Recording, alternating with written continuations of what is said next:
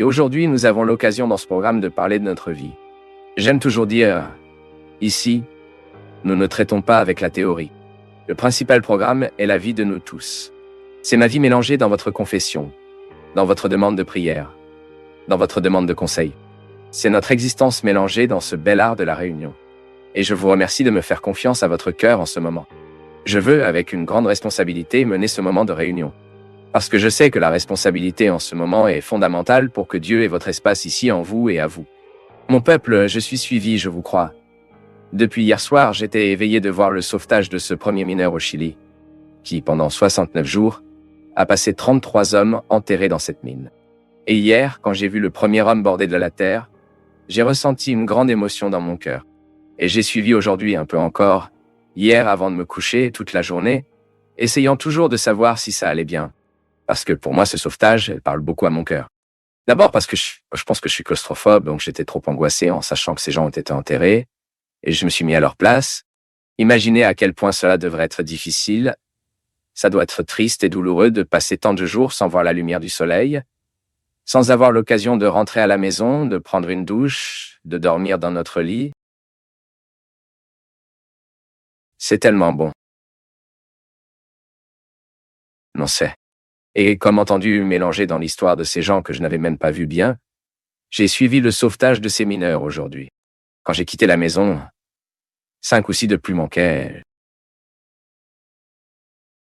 Je ne sais pas. Et je me demandais, en regardant cette capsule où ces hommes ont été enlevés, l'instrumental pour que ces hommes puissent être retirés de la terre, je pensais que dans nos vies tout le temps, nous devons également passer par la même expérience de sauvetage. Lorsque nous commençons à interpréter que, de temps en temps, nous choisissons également de vivre sous terre, vous l'avez peut-être déjà vécu dans votre vie.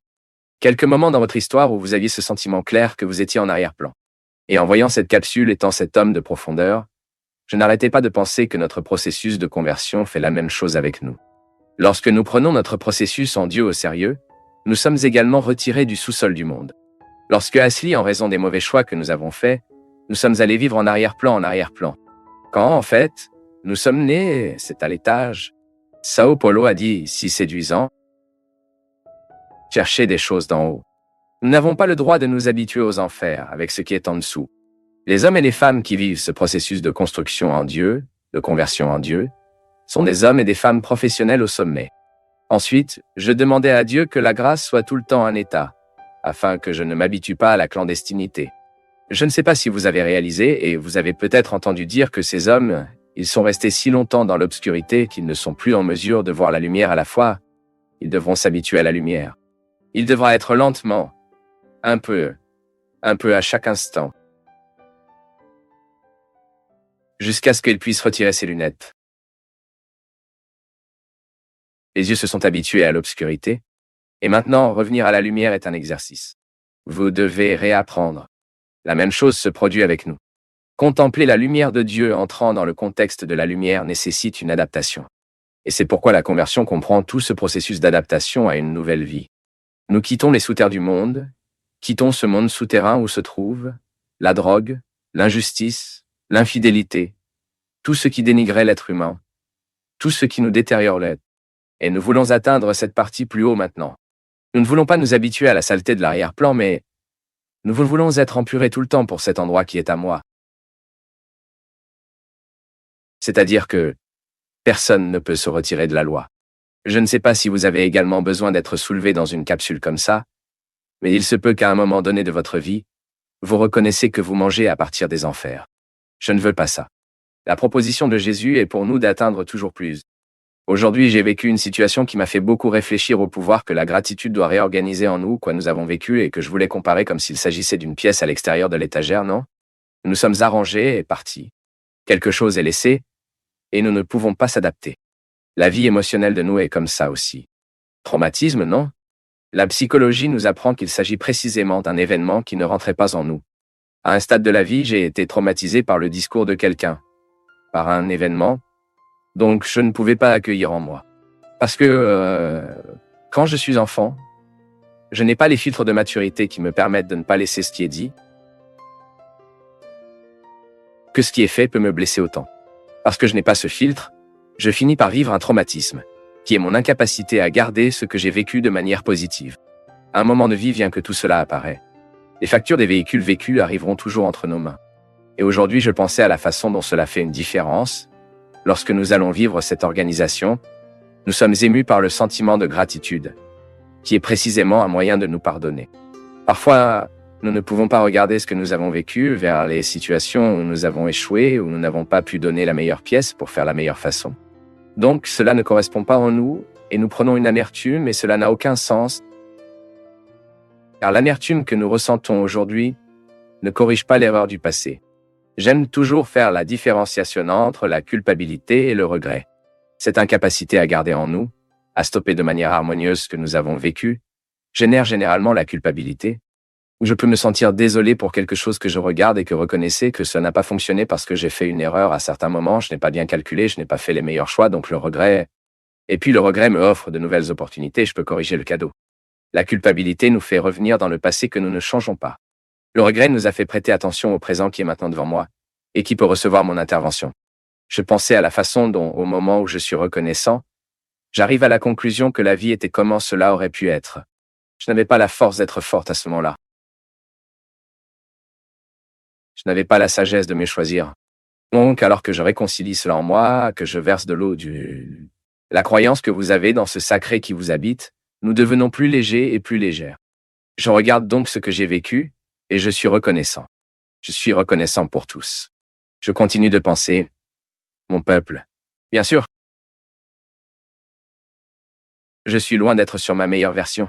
Mais ce que j'ai déjà atteint aujourd'hui me permet d'être un homme heureux. Et tout cela est parce que, d'une manière ou d'une autre, j'ai remercié. J'ai eu une vie très difficile. Je dois à ce jour, mais je ne me plaigne pas. Non. Je suis reconnaissant. Je suis reconnaissant à la vie. Pour tout ce que j'ai jamais pu vivre.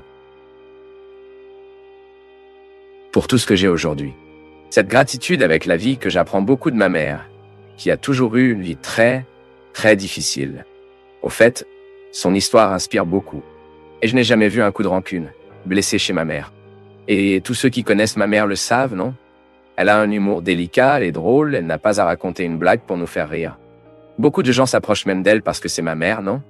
Mais après avoir découvert l'être humain qu'elle est, la personne s'approche de minuscule. Il a une gratitude naturelle. J'ai l'impression que ma mère a mis tout ce qui était en désordre en elle sur l'étagère. Dans l'étagère des émotions, tout était très bien entretenu. Et aujourd'hui, quand je la regarde, j'ai l'occasion de voir un bon être humain avec la vie. Oh, il y a beaucoup de phrases de tante Judith, qui est la tante de Marcos Montenegro, qui a perdu un fils, tout comme ma mère a perdu aussi. Elle raconte toute l'histoire, ce qui est très triste, puis elle a toujours terminé comme ça. Mais tout est comme ça. C'est vrai, je pense que quand nous vivons cette réconciliation quotidienne avec ce qui nous est arrivé, nous ne coucherons pas avec ressentiment. Et puis cela nous donne des victimes, des choses pauvres de nous. Regardez comme je souffre. Parce que, en fait, c'est c'est le fait qui nous paralyse. Lorsque nous commençons à interpréter avec la victimisme, je pense que c'est beaucoup plus léger. Nous regardons la vie, peu importe à quel point elle est difficile, et elle est difficile pour nous tous. Puis nous avons l'air bien dans ses yeux, et disons, Dona vida. La dame ne me doit rien. Continuons, parce que tout va bien.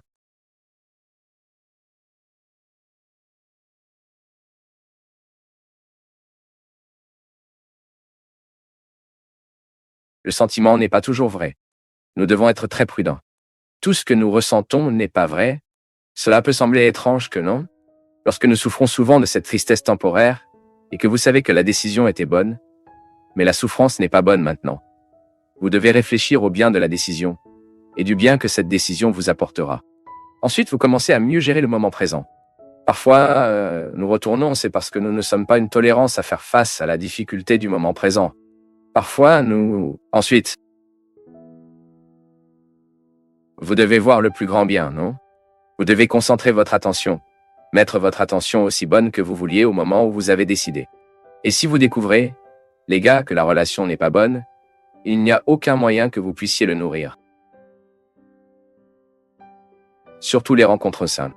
Parfois, les gens prolongent la souffrance pendant si longtemps précisément en raison du manque de courage, de dire non et d'arrêter la relation. Le mariage est déjà différent, non?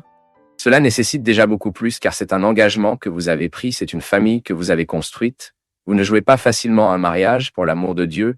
Vous devez être très prudent, c'est très discrète pour décider même pour le processus de séparation, ce qui est parfois le moyen le plus simple, mais n'est pas toujours le plus approprié, non?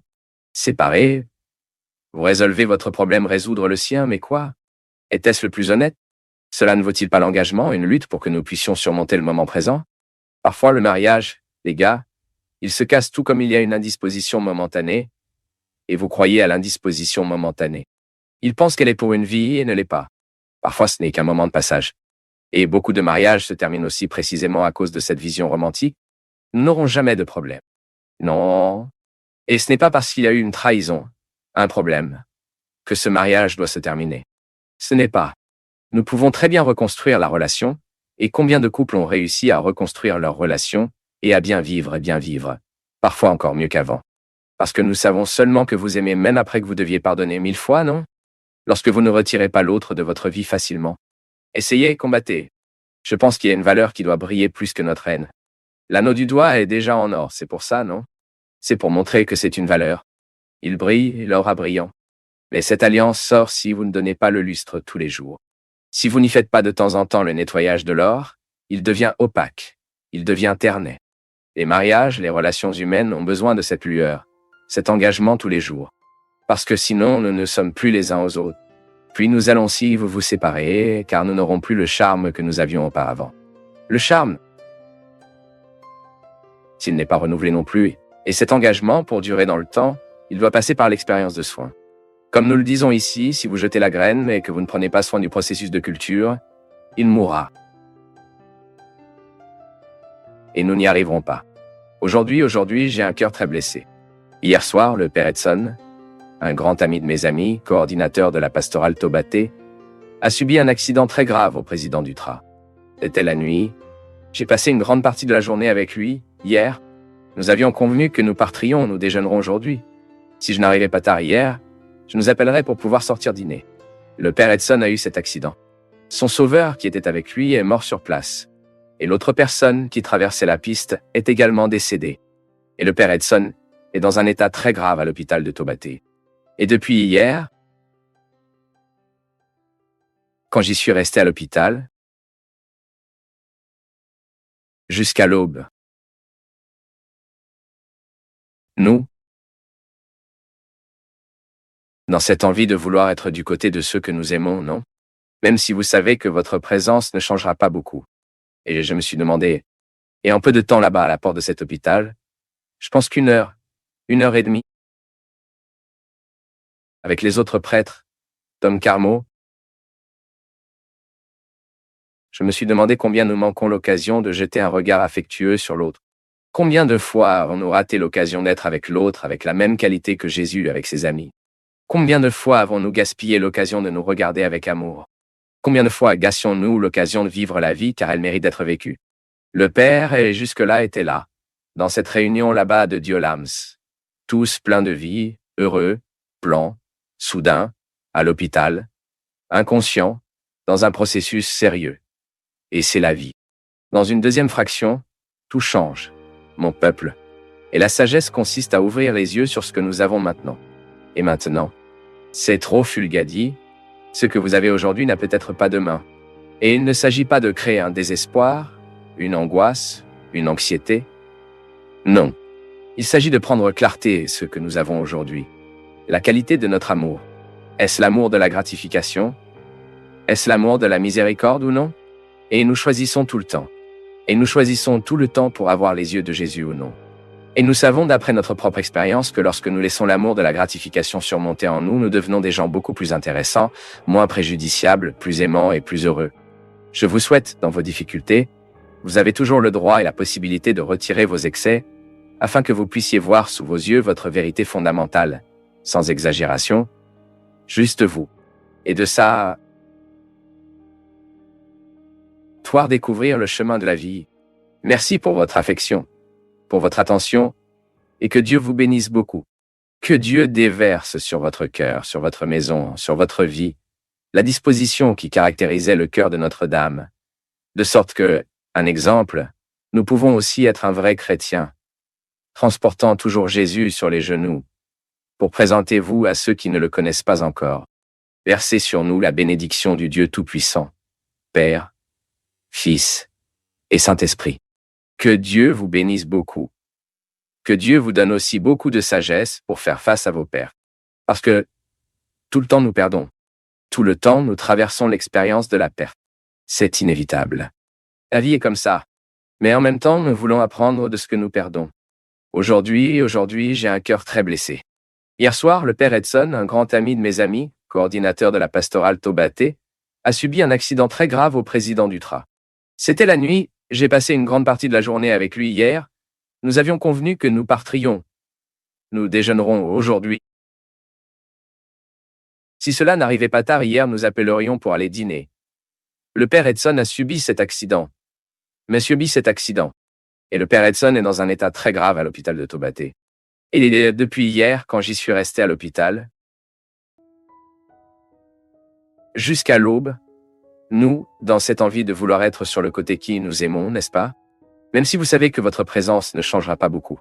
Et je me suis demandé, en ce peu de temps, là-bas, à cette porte de l'hôpital, je pense qu'une heure et demie avec les autres pères, Dom Carmo, je me suis demandé combien dans cette vie nous avons manqué l'occasion de lancer un regarder aimant l'autre. Combien de fois avons-nous raté l'occasion d'être avec la même qualité que Jésus avec ses amis? Combien de fois avons-nous gaspillé l'occasion de nous regarder avec amour? Combien de fois gâchons-nous l'occasion de vivre la vie car elle mérite d'être vécue? Le père Etch, qui jusque-là était là, lors de cette réunion là-bas à Diolam, toute la vie pleine, heureuse, les plans, soudainement à l'hôpital, inconscient, dans un processus sérieux. Et c'est la vie. Dans une deuxième fraction, tout change, mon peuple. Et la sagesse consiste à ouvrir les yeux sur ce que nous avons maintenant. Et maintenant, c'est trop fulgadi. Ce que vous avez aujourd'hui est peut-être que vous n'avez plus demain. Et il ne s'agit pas de créer un désespoir, une angoisse, une anxiété, non. Il s'agit de prendre clarté ce que nous avons aujourd'hui. La qualité de notre amour. Est-ce l'amour de la gratification? Est-ce l'amour de la miséricorde ou non? Et nous choisissons tout le temps. Et choisissons-nous tout le temps pour avoir les yeux de Jésus ou non? Et nous savons, d'après notre propre expérience sec, lorsque nous laissons l'amour de la gratification surmonter en nous, nous devenons des gens beaucoup plus intéressants, moins préjudiciables, plus aimants et plus heureux.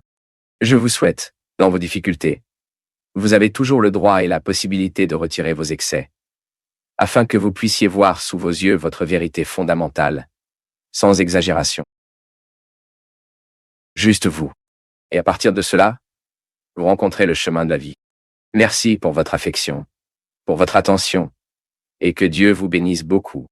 Que Dieu déverse sur votre cœur, sur votre maison, sur votre vie, la disposition qui a caractérisé le cœur de Notre-Dame, de sorte qu'un exemple, nous pouvons aussi être un vrai chrétien, toujours conduisant Jésus sur les genoux pour vous présenter à ceux qui ne le savent pas encore. Versez sur nous la bénédiction du Dieu Tout-Puissant, Père, Fils et Saint-Esprit. Que Dieu vous bénisse beaucoup, et que Dieu vous donne beaucoup de sagesse pour faire face à vos pertes aussi. Parce que tout le temps nous perdons.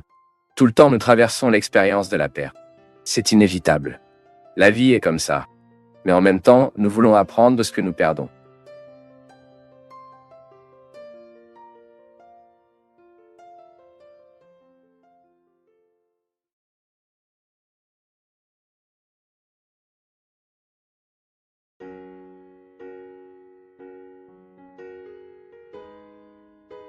Hein? Ah, je pense que la vie humaine, il a tellement de richesses que la vieillesse nous donnera, non? Bien sûr, vieillissant beau, vieillissant avec dignité. Je ne suis pas contre, non. Je suis contre l'exagération, non? Les faces plastifiées qui le retirent jusqu'à ce que le droit de démontrer qu'il est heureux, non? Parfois la personne a le même visage dans toutes les situations. Souris-tu? Non, je pleure. Ça ne ressemble pas. C'est là, Père Fabio, bonne nuit. Mon mari m'a trompé il y a 19 ans. Nous sommes revenus, mais je ne lui ai plus jamais confiance. Et je pense que c'était il y a quelques jours, je vis un enfer. J'ai entendu votre message sur le pardon, l'amour. les défauts. Il s'est terminé avec ma vie. Nous sommes ensemble depuis 26 ans. Aujourd'hui, j'ai 40 ans. Et j'ai l'impression d'avoir perdu toute ma vie avec lui. Comment pardonner? Ma fille, le pardon est... Chaque fois que je décide de pardonner, je décide intelligemment de mon bien-être. J'oppose. Bien sûr, mon pardon a des répercussions sur la vie de ceux que je pardonne, mais le premier à bénéficier des gestes est moi. Maintenant, le mariage n'est pas magique, les gars. Vivre marié n'est pas une blague. Cela nécessite une administration quotidienne, un renouvellement quotidien de la fidélité, nécessite tous les problèmes entourant leur vie sur la table. Et comme vous l'avez dit vous-même, cette méfiance que vous avez nourrie toute votre vie n'est pas bonne, juste, car la méfiance pas. Il n'évite pas la trahison, parfois même des accélérations. Parce que c'est pourquoi c'est si intéressant que nous pardonnons vraiment. Vous n'avez peut-être pas pardonné à ce moment que vous aviez besoin de pardonner, et donc votre relation avec lui était si lourde, si difficile qu'il y avait à nouveau une autre personne dans cette histoire. Maintenant, ce n'est peut-être pas le cas. C'est que parfois, à certains moments de notre vie, nous ne pouvons même pas atteindre le résultat de la question que nous posons. Parfois, nous ne pouvons pas enquêter pourquoi, et nous ne devons que le faire. Et maintenant, comment vais-je gérer ce moment de ma vie? Une chose est juste. Vous ne pouvez pas perdre la volonté de vivre maintenant car vous devrez gérer un nouveau moment de trahison. Il y a autre chose. Si vous aimez cet homme, s'il est important pour vous, malgré tout ce qu'il a manqué, ne vous découragez pas. Mais vous pouvez être sûr que si vous ne ressentez pas de confiance, il n'y a pas de cautionnement possible. Vous serez à jamais méfiant parce qu'un jour il y a eu une trahison. Car un jour il y a eu un moment où il ne vous était pas fidèle, et cela passe par la relation.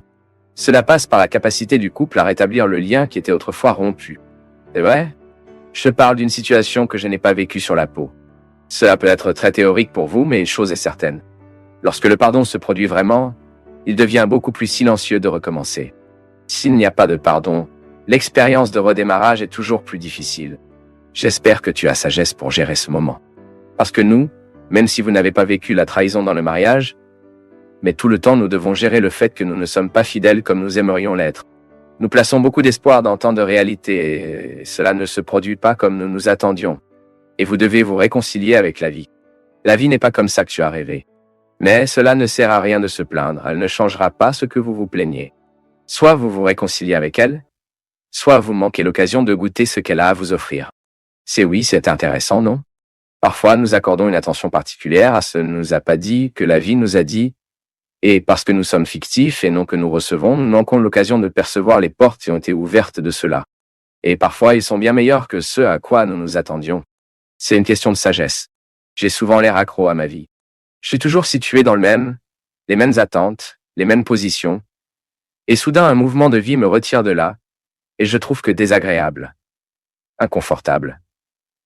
Mais si je vis le mouvement, réalise soudain que quelque chose sort de mon contrôle, et j'espère que les choses de sérénité seront redressées, voire se redressant comme je peux. Soudain, je suis surpris par quelque chose qui était bien meilleur que ce à quoi je m'attendais. Dans Pas la vie, nous trouvons également des possibilités, et parfois beaucoup plus significatifs que ceux que nous avions déjà construits pour ce moment.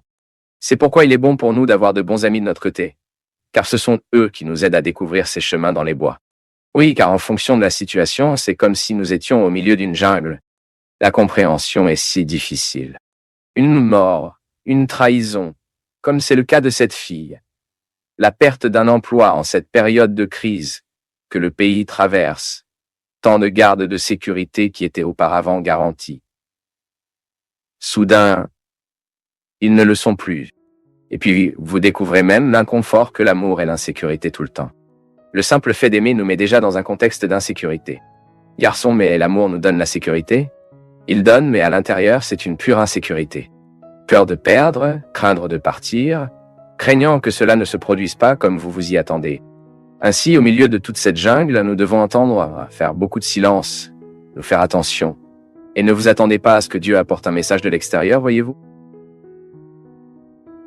C'est à l'intérieur qu'il parle. La voix de Dieu n'est pas une voix qui vient de l'extérieur. Elle vient de l'intérieur. Et écoutez simplement ceux qui se taisent. C'est dans l'expérience d'être calme. L'immobilité sera toujours une opportunité que Dieu devra nous parler. Ne vous attendez pas à ce que cette voix de Dieu vienne de dehors. Cela vous amènera. Et parfois, au milieu de cette jungle de tant de difficultés, c'est en train de silencieux que vous pourrez entendre la voix que vous appelez De quelle direction dois-je aller? Et Dieu vous dira à travers des gens qui vous aiment, qui sont proches, qui vous aiment vraiment, pour le bien de Dieu. N'écoutez pas ceux qui n'ont pas un véritable engagement envers votre vie, car les gens qui donnent la mauvaise estimation de notre vie sont pleins. Ne confondez pas uniquement la voix de Dieu avec la voix des gens connus. Ce message sera donné à l'intérieur, par le biais de personnes qui vous ont parlé dans une langue que vous comprendrez. C'est ainsi qu'il est intéressant d'entendre la voix de Dieu. Le reconnaître dans le plus intime de vous. Dans celui qui confirme en dehors de ce que vous savez déjà que vous devez surmonter cette question ou cette question. Je le répète, vous entendez votre voix lorsque l'autre vient et dit exactement ce que vous dites déjà longtemps. Il y a une confirmation de la voix que Dieu reste avec la voix qu'il confirme à l'arrivée. Merci pour l'entreprise. J'espère que vous pourrez faire une belle expérience d'ouverture des voies dans cette forêt qu'est l'existence. Écoutez la voix de Dieu qui vous parle et à travers ceux qui vous aiment. La personne ne voulait pas s'identifier, il demande seulement des conseils. Père, j'avais 4 enfants. Il y avait 4 césariens. Et je ne me sens pas bien esthétiquement. J'avais un grand ventre, une cicatrice, et à l'extérieur. Et dehors seul sein que je n'aime pas être trop petit. Je veux vraiment faire du plastique, mettre du silicone, mais j'ai peur de ce qui peut arriver. Dieu approuverait cela, Père? Je suis sûr que je me sentirais mieux avec moi-même et dans la relation avec mon mari. Nous avons 37 ans et je finis par vieillir que lui. Tout cela gêne un peu notre relation. J'ai besoin d'être d'accord avec moi pour être bien avec lui et mes filles. Certains ne cherchent même pas les conseils et vont déjà faire une chirurgie plastique, n'hésitez pas à cela.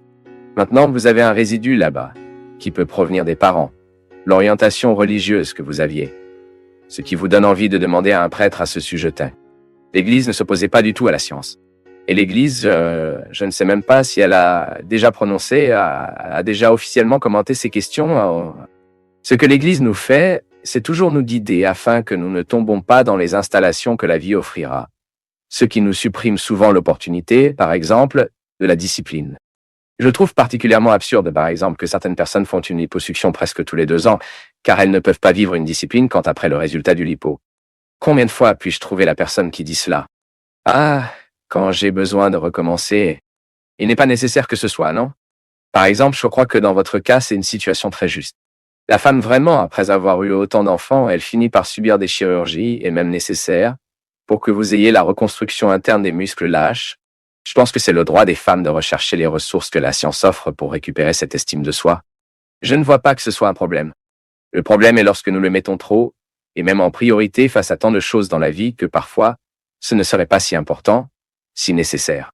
Si vous pensez que cela fera bien votre mariage, si votre estime de soi sera plus belle, parlez à votre mari. Si vous êtes en mesure de faire de la chirurgie, consultez un bon médecin, non? Recherchez un bon professionnel qui vous donnera des conditions, en particulier à cause de ce problème de grossesse. Je sais pourquoi je connais des femmes qui avaient besoin de cette chirurgie de réparation. Je n'ai pas oublié le nom de cette chirurgie. Je ne me souviens plus. Il est nécessaire pour de nombreuses femmes et ce n'est pas un problème que vous vous guidez. Soudain vous allez parler au médecin. Cette chirurgie doit être interprétée banale. Le péché est là. C'est à ce moment que vous commencez à banaliser la procédure. Lorsque vous commencez à le mettre comme une routine de vie maintenant. Je vais donc faire 30 plastiques, parce que tout en moi qui doit modifier, je ne sais pas comment vivre avec. Je pense que le péché est chaque fois que nous commençons à tomber dans ces relativismes qui mettent la valeur de la personne humaine à court de tout cela. Toutes ces apparences. Pas assez. Savons-nous que, par exemple, combien d'enfants sont traumatisés parce qu'ils ont l'oreille? Mon Dieu du ciel, nous vous guidons. Si la science est à notre service, nous en utiliserons, mais une utilisation consciente. Toujours, je trouve très juste que vous fassiez cette réflexion. Puissiez-vous, par exemple, que la chirurgie fera bien votre estime de soi, ce qui améliorera votre relation avec votre mari, votre relation avec vos enfants, ce qui vous rendra plus heureux. Je crois à mon peuple, que Dieu est toujours du côté du bon sens. Dieu nous parle à travers notre conscience. Exagérez-vous? Suis-je exagéré la recherche de ma belle apparence? Suis-je exagéré pour rechercher des ressources pour devenir plus jeune et plus jeune? Nous devons utiliser les ressources qui ont, bien sûr, les ressources sont là pour rendre les gens plus disposés, plus jeunes, depuis plus de temps, mais soyez très prudents avec les choix que nous faisons.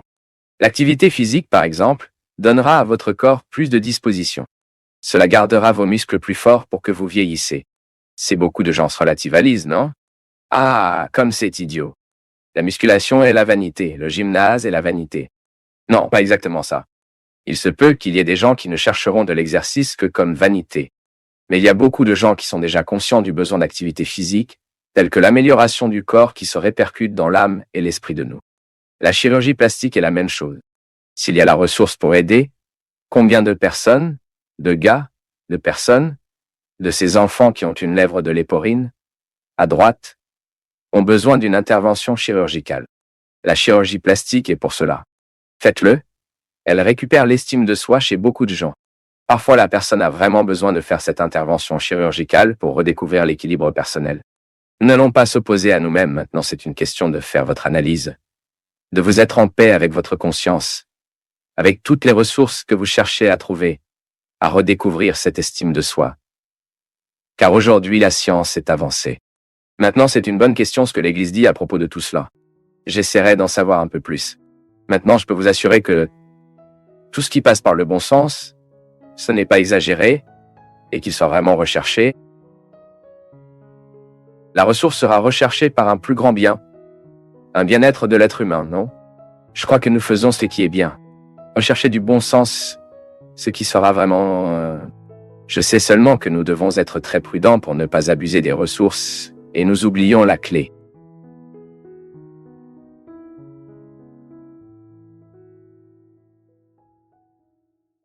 Mon ami, aller jusqu'au bout n'est pas rien. Cela montre que tu t'es soucié suffisamment pour aller au-delà de la surface. Si cela t'a touché d'une quelconque manière, abonne-toi, commente ta ville et ton pays, et partage avec quelqu'un qui pourrait bénéficier de ces idées. Merci, une grande accolade, et à très bientôt.